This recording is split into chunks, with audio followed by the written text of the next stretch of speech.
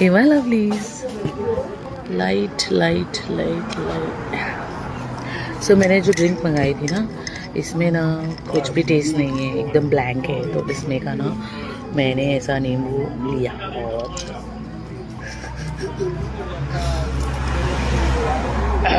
इसमें नींबू निचोड़ रही हूँ मैं। You know Indian can do this, वो ऐसे कर सकते हैं।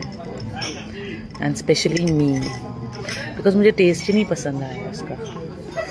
इन्होंने बस ऐसे नींबू डाल दिया है, निचोड़ा नहीं है इसको।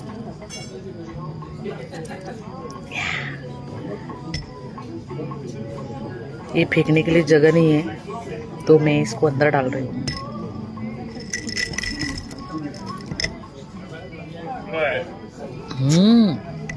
वाओ, नींबू पानी विद रम,